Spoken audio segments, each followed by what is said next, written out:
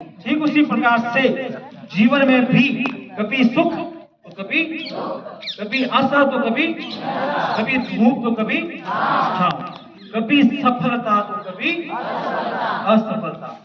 तो जब जीवन में आप अपने कदम आगे की ओर बढ़ाएं, जब जीवन में आप अपने कदम आगे की ओर बढ़ाएं और हो सकता है ऐसा कि निर्णय जो आए वो आपकी इच्छा के अनुरूप नहीं आए, आप फेलियर हो जाए, उसमें क्या करोगे? उसमें क्या जीवन से हार मान लोगे? नहीं मानोगे, क्योंकि जंग जीती जाती है इंसान के मजबूत और हौसलों से। मजबूत और बुलंद जो इरादे होते हैं उन्हीं से ही व्यक्ति अपने जीवन की जंग को जीतता है। कई ऐसे उदाहरण हैं, हजारों आपको देखने को मिल जाएंगे जिनके 10वीं और 12वीं के अंदर 45%, 44% supplementary by grace, 3 bar pass, 12th fail. अभी एक यूट्यूब पर एक फिल्म चर्चा में 12th फेल आई है ना। तो ऐसे भी लोग थे जो जीवन में आगे बढ़ करके बहुत बड़े शीर्ष पदों को उन्होंने सुशोभित किया है। अगर वो अपनी पहली हार पर ही अगर हार मान लेते तो क्या वो उन लक्ष्यों को प्राप्त कर सकते थे जो उन्होंने सोचा है? नहीं कर सकते थे ना। तो देखो, हमेशा ध्यान रखना कि कुछ सपनों के मर जाने से जीवन नहीं मरा करता, कुछ सपनों के मर जाने से जीवन नहीं मरा करता। कितनी बार गगरियां फूटी, पर कितनी बार किस्तियां डूबी, चहल पहल है वैसी तट पर। मोती व्यर्थ लुटाने वालों, आंसू व्यर्थ बहाने वालों, कुछ सपनों के मर जाने से जीवन नहीं मरा करता। तो आप ये ना सोचें कि मैं जीवन में हार गया, मैं फेल हो गया, ठीक है ना, अब मेरे पास करने को कोई ऑप्शन नहीं है, सारे दरवाजे बंद हो गए। लेकिन ऐसा भी कहा है बुजुर्गों ने, ऐसा भी लोगों के अनुभवी लोगों ने कहा है कि जब भगवान सारे दरवाजे बंद कर देता है तो एक सबसे बढ़िया बेस्ट दरवाजा हमेशा हमारे लिए खुला रखता है। जरूरत क्या है? आपको उस दरवाजे तक हिम्मत रख करके उस तक पहुंचने की, ठीक है ना। तो हमेशा ध्यान रखें, जीवन में कभी भी आपको हार नहीं माननी है। माना वह दूर किनारा है, फिर सागर ने ललकारा है, तब बैठे रहना हाथ बांध, वीरों को नहीं गवारा है। यानी चाहे भले ही लक्ष्य कितना ही दूर हो, मंजिल कितनी ही दूर हो, लेकिन हाथ पर हाथ धरे बैठे रह करके उसका इंतजार नहीं कर सकते। आपको जीवन हमेशा चलना पड़ेगा, आगे बढ़ना पड़ेगा, ठीक है ना।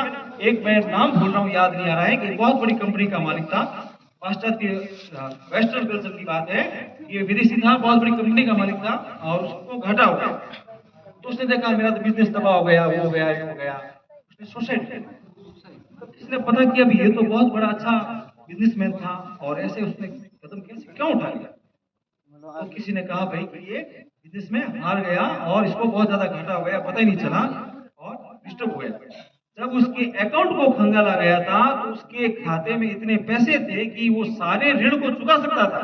समझो मेरी बात को, सारे ऋण को चुका करके भी एक अच्छा जीवन जी सकता था। लेकिन उसने ऐसा कदम क्यों उठाया? क्योंकि वह जिंदगी में पहली बार फेल हुआ और जब उसको पहली बार हार मिली तो उसको बर्दाश्त ही नहीं हुई। समझो मेरी बात को, उसने हार का सामना नहीं किया। हमेशा हमेशा ध्यान रखें कि जीवन में हार को बचाने की क्षमता भी आपके अंदर होनी चाहिए। जरूरी नहीं है कि ये जो संसार सागर है ये प्रतिस्पर्धी का युग है, कंपटीशन का जमाना है, ठीक है ना। आप सोचते हो मैं रोजाना 4 घंटे पढ़ता हूँ, आप क्या 4 घंटे पढ़ते हो? आपका साथी रोजाना 10 घंटे पढ़ता है, तो 10 घंटे वाला बेटर है या 4 घंटे वाला बेटर है? मुझे याद नहीं आ रहा नाम, बैडमिंटन की टॉप खिलाड़ी थे, तो पूछा गया उनसे कि भाई आपने मेडल जीता, उनके सामने जीत लिया, ये तो बहुत बड़ी बात है, क्या बात है? तो उन्होंने कहा कि भाई मेरा विरोधी जब प्रैक्टिस कर रहा था, ठीक है ना, मैदान के अंदर, तब मैं भी खेल की प्रैक्टिस कर रहा था, लेकिन जब आराम कर रहा था वो अपने मौत मस्ती में व्यस्त था, अपने दोस्तों के साथ गपशप कर रहा था, तब भी मैं क्या कर रहा था? प्रैक्टिस कर रहा था, इसलिए मैं जीत गया। तो आपको पता है एक हिंदी में दोहा भी है, करत करत अभ्यास ते जड़मती होत सुजान, रसरी आवत जात ते सिल पर परत निशान।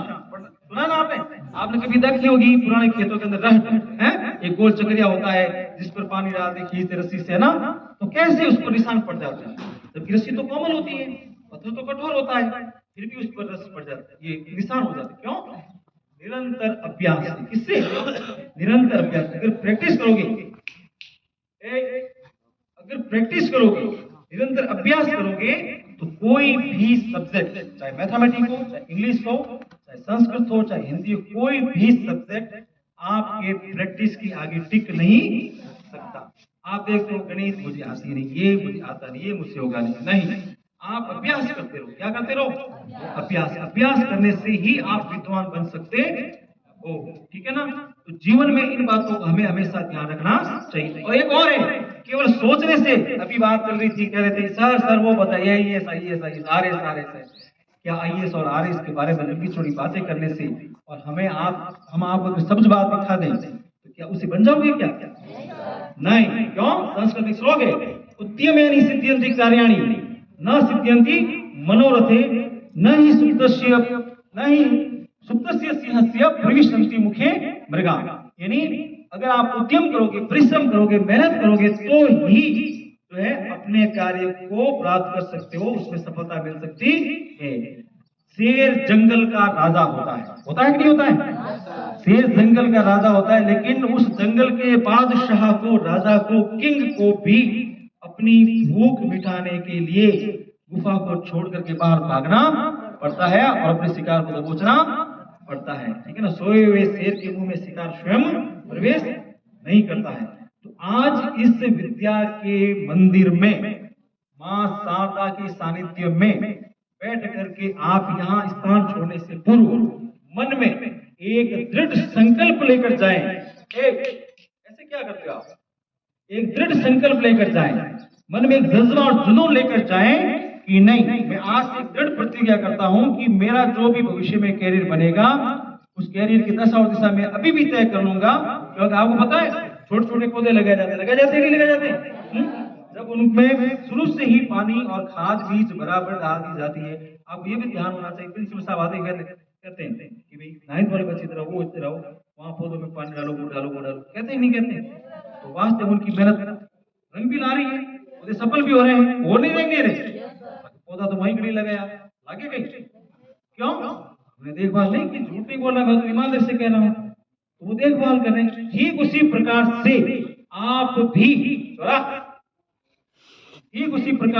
आप भी अपने सपनों को पालना सीखो। सपनों को पालना सीखो। सपना एक पौधे की तरह होता है जीवन के अंदर, उसको सींचना सीखो, उसको पुष्पित पल्लवित